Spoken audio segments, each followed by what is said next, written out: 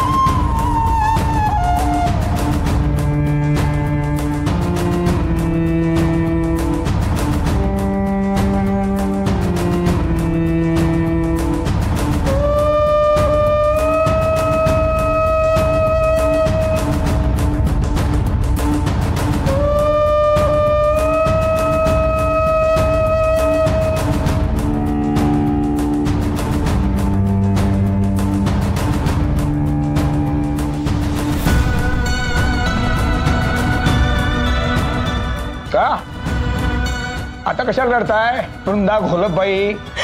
हा का रडताय?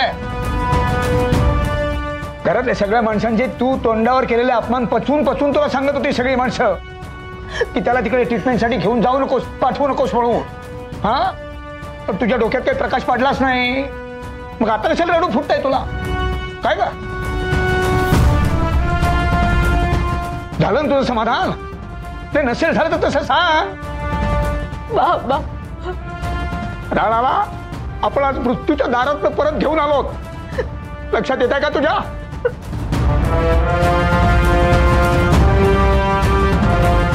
मग मुलीला ना असं वाटतं की आपला बाप म्हातारा झालाय म्हणजे तू मूर्खच आहे. तुम्हाला वाटतं तुम्हाला भरपूर कळतं, खूप कळतं. आपल्या बापाला काहीच कळत नाही. हा पण एक लक्षात ठेवा, नाही तुमच्या बापापेक्षा तुम्ही भले 4 पुस्तकं जास्त शिकाल, तुमच्या बापापेक्षा चार ठिकाणी जास्त फिराल, बापापेक्षा 4 गोष्टी जास्त हाताल, पण तुमच्या बापाने तुमच्यापेक्षा काही पावसाळे जास्त बघितलेले असतात. लक्षात ठेवा. किमान त्याच्या अनुभवाचा थोडा तरी आदर करून एकदा तो काय म्हणतोय ते ऐकून तर घ्या. हा काय त्याचं काय म्हणणं आहे एकदा पडताळून तर बघा. हा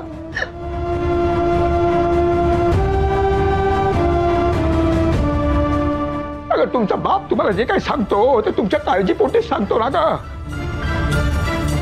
आम्हाला कोणाला काही न सांगता तू त्याला ऑपरेशनसाठी घेऊन गेलीस. आम्ही आलो नसतो, पोलीस वेळेवर पोहोचले नसते तिथे तर काय करणार होतीस तू? काय केलं असतंस मला सांग, काय केलं असतंस? बाबा हो शांत व्हा. अरे काय शांत व्हा, काय शांत व्हा? मागच्या वेळी त्या अभिनच्या वेळेला सुद्धा तुम्ही सुद्धा असंच केलं होतं. तुम्हाला सगळ्या गोष्टी माहिती होत्या तरी माझ्यापासून लपवून ठेवलात की नाही? तरी मी सांगत होतो बापापासून काही लपवू नका, सांगितलं होतं की नाही?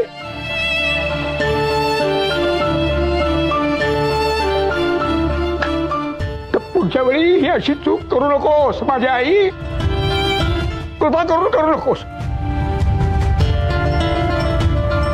माझा नवरा असं करून आमच्या राणाला आमच्यापासून आता हिरावून घेणार होतीस आज तुझ्या मूर्खपणामुळे. संशय घेत होतीस आमच्यावरती की आम्हाला राणा बरा व्हायला नकोच आहे म्हणून. पण आज मूर्ख बोली तुझ्या या मूर्खपणामुळे कायमच गेला असता आमचं पोट.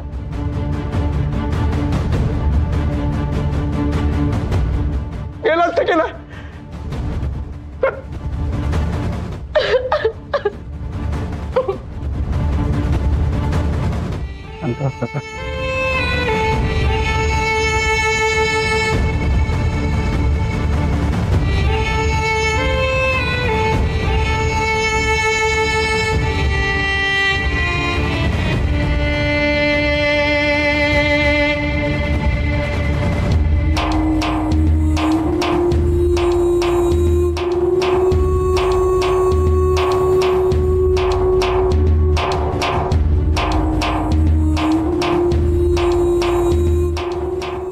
बाबा तुम्ही म्हणालात की माझ्यापासून काही लपवू नका.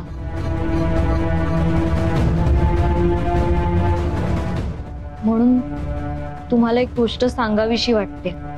आता तू काय लपून ठेवतेस माझ्यापासून? मी नाही, ओवीताई. ओवी नाही? हो बाबा, तुम्हाला वाटत होतं की मुक्ताताई आणि आकाश स्वतःचा वेगळा संसार थाटण्यासाठी वेगळं घर शोधतायत, पण आकाश नाही तर ओवीताई वेगळं घर शोधते. तिला आणि तिच्या घरच्यांना कुठल्याही क्षणी त्यांचं राहतं घर सोडावं लागेल. काय? हो.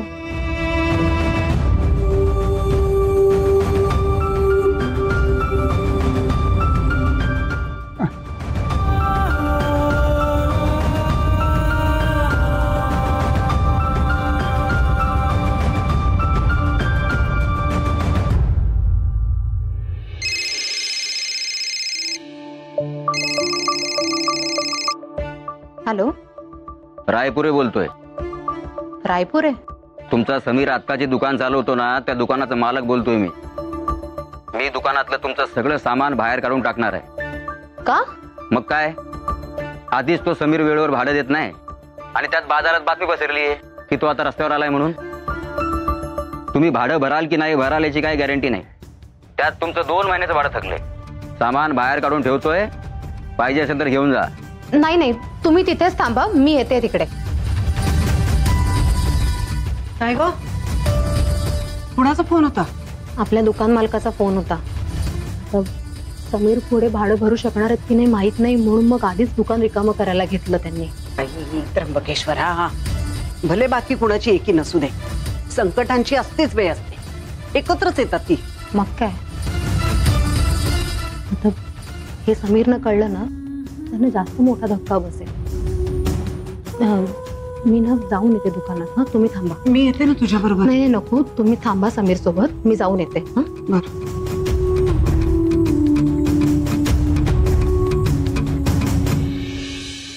माफ करा मला, खरंच माफ करा. मला माहित नव्हतं तो डॉक्टर तसा आहे. खरंच मला माहित नव्हतं. तरी मी माझ्या परीने सगळी माहिती काढण्याचा प्रयत्न केला होता, पण ती माहिती नाही काढू शकले हो. कसं काढणार? कोणी नाहीये मदतीला माझ्या. मला आयुष्यात तुमच्या मदतीची इतकी सवय झाली ना, माझ्याच्याने नाही होतो एकटीने. आतापर्यंत तुम्ही मला एकटीला काही करूच दिलं नाहीये. मी काही करायचं म्हटलं की स्वतःच माझ्या आधी करून मोकळे व्हायतात. मला हे हवंय असं म्हणायची खोटी, गावात जाऊन घेऊन यायचात. तुमच्याशिवाय आयुष्य कसं जगावं हे कळत नसताना ते जगावं लागतंय. म्हणून होतंय हो सगळं. माफ करा मला, माफ करा. मी खरंच मूर्ख आहे. मी मूर्ख. माझ्या मूर्खपणामुळे तुमचं ऑपरेशन झालं असतं आणि तुमच्या जीवाचं काही बरं वाईट झालं असतं तर निदान आता तुम्ही माझ्या समोर तरी आहात. नशिबाने ते सुख सुद्धा माझ्यापासून हिरावून घेतलं असतं तर, आपल्या बर्फीने तिचा बाप गमावला असतं तर, आयुष्यभर मी स्वतःला माफ नसते करू शकले. नाही नाही नाही.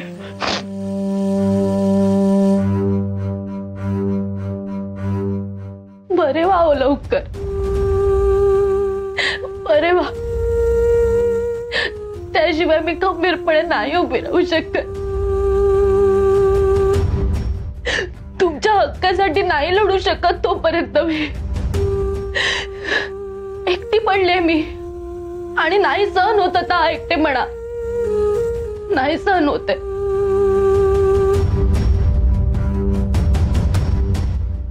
बोला माझ्याशी, बरे व्हा.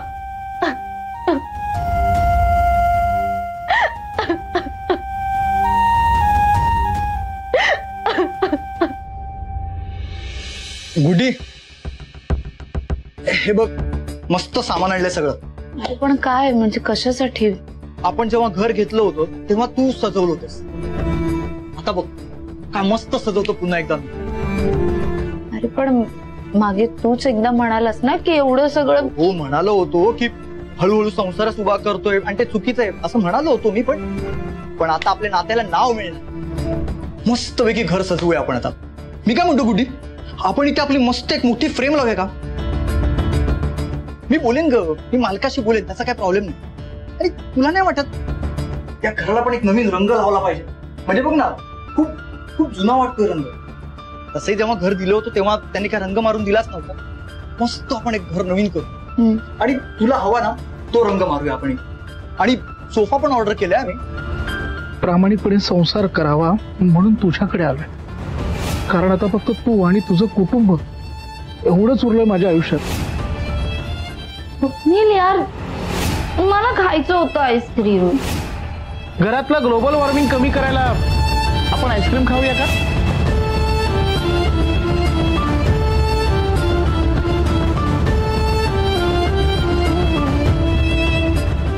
आपण आपल्या घरात थोड्या वस्तू आणूया.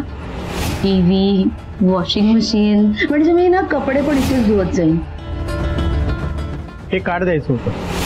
कसलं कार्ड? माझं क्रेडिट कार्ड. तुला काही मोठं घ्यायचं असेल तर तू घेऊ शकतेस. टीव्ही घेऊ शकतेस, फ्रीजही घेऊ शकतेस, काहीच प्रॉब्लेम नाहीये. कुठे निघाला? मला विचारलंस? हो म्हणजे इथे दुसरं कोणी आहे का आजूबाजूला? नाही नाही, कोणी नाहीये, पण छान वाटलं. नवरा असल्याचा फील आला. मी तुझं आणि स्वप्नीलचं लग्न लावून देऊ? तू फक्त सुखाने राहावंस एवढंच वाटतं मला. तुला आपल्या संसारात जेवढं दुःख मिळालं ना, त्याहून दुप्पट सुख तुला या संसारात मिळावं अशी प्रार्थना करेन.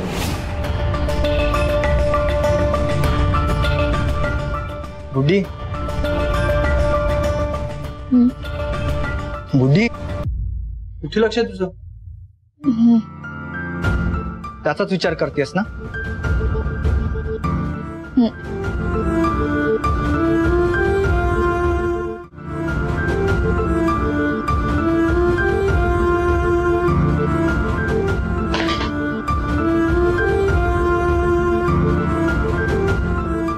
गुड्डी बॅग घ्या आणि तुझा. गुड्डी तू जा.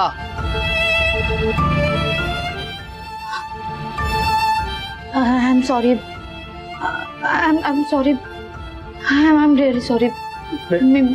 नाही, मी चिडून बोलत नाहीये, पण प्लीज तू घरी जा. गुड्डी, अगं तू कधीच मनाने माझी होऊ शकत नाही. तुझं मन तिकडे तुझ्या घरी ठेवून आली आहेस. इकडे येताना फक्त सामान घेऊन आली आहेस तुझी. असं असताना आपला संसार कसा काय होऊ शकेल? गुड्डी, माझ्यासाठी तुझं खुश असणं जास्त महत्वाचं आहे. तू माझ्यासोबत असून सुद्धा तिकडेच आहेस. गुड्डी, तूच जर खुश राहणार नसशील, तुझं मन जर तिकडेच राहणार असेल तर आपण इकडे नव्याने संसार थाटण्यात काय फायदा आहे? गुड्डी, तू जा. एकेकाळी तू माझ्यावर मनापासून प्रेम करत होतीस तेव्हा मी तुझा हात सोडला. आज मी तुझ्यामध्ये गुंतलोय तर तू सोडून जा.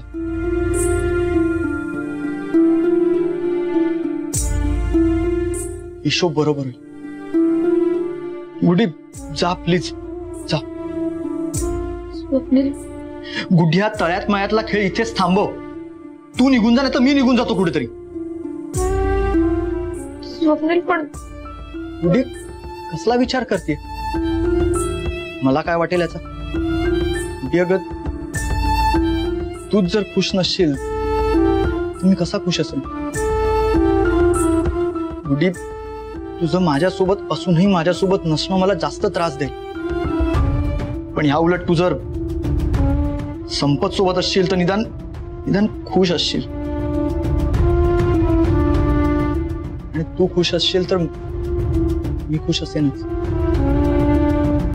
एक गोष्ट कायम लक्षात ठेव गुड्डी, माझ्यासाठी तुझं खुश असणं जास्त महत्वाचं आहे.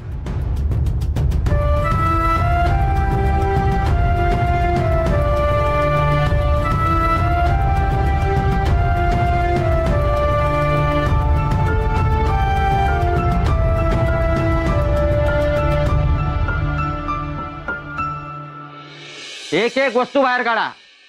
त्या समीरची एक सुद्धा वस्तू मला माझ्या दुकानात दिसता कामा नये. ओ थांबा थांबा, ओ थांबा, काय करताय हे? काय तुम्ही सामान का असं बाहेर काढताय? मी तुम्हाला म्हणाले होते ना की मी येईपर्यंत थांबा, तरी सुद्धा तुम्ही का दुकान रिकामं करायला घेतलं? अहो तुम्ही येऊन काय करणार? दुकानातून सामान बाहेर काढणं तुम्हाला जमणार आहे? आणि त्या समीरच्या भरोश्यावर बसलो तर तो 6 महिने घरातून बाहेर पडणार नाही. मग मी माझं नुकसान का करू? अहो पण आम्ही भाडं भरू ना. तुम्हाला काय वाटतं मला तुमची परिस्थिती माहित नाही? अहो रस्त्यावर येणार आहेत तुम्ही, तुमचे राहायचे वांदे होणार आहेत. राहायचे सोडा, खायचे सुद्धा वांदे होणार आहेत. तुम्ही कुठून भरणार हो भाडं?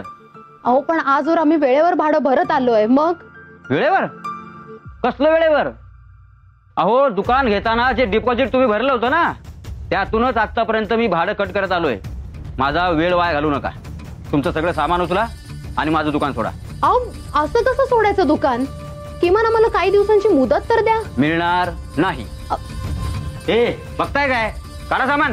अहो अहो दादा थांबा ना, ऐका ना, आमचं काही दिवसांची मुदत मागते हो मी. आम्ही सामान रिकामं करू. तुम्ही थांबा थांबा थांबा. काय काय काय चाललंय काय हे? हा काय चाललंय? ओवी काय झालं? आपलं सगळं सामान असं बाहेर का काढलं यांनी? अहो बघा ना, समीर भाडं भरू शकणार नाही म्हणून दुकान आधीच रिकामं करतायत. काय? हो हो दादा, काय असं तडकाफडकी आमच्या दुकानातलं सगळं सामान बाहेर काढताय? कुठलाही घर मालक किंवा दुकान मालक आपल्या भाडोत्रीला किमान 1 महिन्याची नोटीस दिल्याशिवाय असं बाहेर काढू शकत नाही. एवढं माहिती आहे ना? नाही निदान अग्रीमेंट मध्ये तरी तेवढं वाचलं असेल कधीतरी. हो हो हो, तुम्ही मला नियम शिकवू नका. जो भाडोत्री वेळेवर भाडं भरतो ना त्यानेच हा रुबाब दाखवायचा. अच्छा, मग आम्हाला असं तडकाफडकी दुकान रिकामं करायला सांगताय ना? मग दुकान भाड्याने घेताना आम्ही त्यावेळी जे डिपॉझिट दिलं होतं ते सुद्धा आत्ताच्या आत्ता आमच्या हातावर ठेवा. ठेवा. अहो कसलं डिपॉझिट? त्या समीरने दुकान भाड्याने घेतलं आणि त्यानंतर त्याच्या मागे पोलिसांचा असा समीरा लागला. मग तो दुकानात कमी आणि तुरुंगातच जास्त वेळ बसला. अहो मग तो कुठून भाडं भरणार? आणि आता माझ्याकडे तुमचे जे पैसे उरलेत ना, त्या पैशामध्ये दुकानाचं भाडं तर सोडाच हो. तुमचं हे सामान घेऊन जाण्यासाठी तुम्ही जो टेम्पो भाड्याने घ्याल ना, त्या टेम्पोचं भाडं सुद्धा तुम्ही देऊ शकत नाही. सांगताय जरा ओवी तू सामान काळजी करू नकोस. थांब थांब, मी आहे ना ओवी. हो दादा, मी काय म्हणतोय, तुम्ही असं तडकाफडकी आम्हाला बाहेर काढू नका. काय आहे त्या सामानाचं काय करायचं, बिझनेस करायचा आहे की नाही करायचं आहे तेवढा विचार करायला तरी आम्हाला वेळ द्या ना. मी तुम्हाला 2 महिन्याचं भाडं ऍडव्हान्स मध्ये देतो वाटलंस. अहो रस्त्यावर आला तो समीर, तो कशाचा कपाळ बिझनेस करतो आता? अहो मी काय म्हणतो, तो आमचा प्रॉब्लेम आहे ना, आमचा प्रॉब्लेम आहे ना. मग आम्ही करतो ना, त्याच्यावर काय विचार करायचा तो. तुम्ही हे 2 महिन्याचे पैसे ऍडव्हान्स घ्या. अहो घ्या ना प्लीज. फक्त 2 महिने? त्यानंतर मी असाच सकाळी येणार आणि पैसे घेऊन जाणार. भाड्याचे पैसे. पुन्हा फोन करत बसणार नाही. चला रे.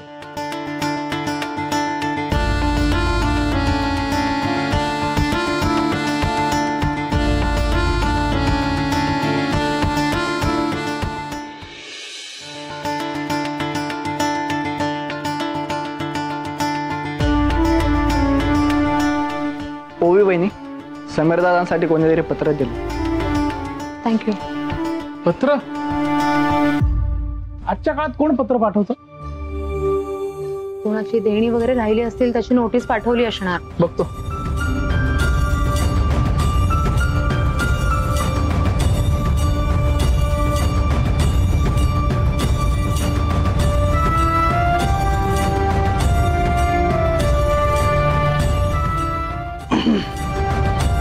ओवी,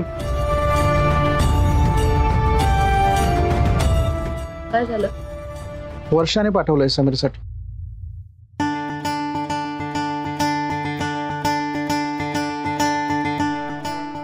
समीर, तुझं माझं नातं ज्या पद्धतीने संपलं त्या पद्धतीने संपावं असं कधीच वाटलं नाही. मी कधीच इमॅजिन केलं नव्हतं की असं काहीतरी घडेल. जे झालं ते झालं. मी हे शहर सोडून विक्रांत बरोबर जाते. पुन्हा कधी या शहरात येईन असं वाटत नाही. आपल्यात जे काही होतं ते माझ्या बाजूने कधीच खोटं नव्हतं, एवढंच मला सांगायचंय. मला तुझ्याविषयी आजही आपुलकी आहे, प्रेम आहे.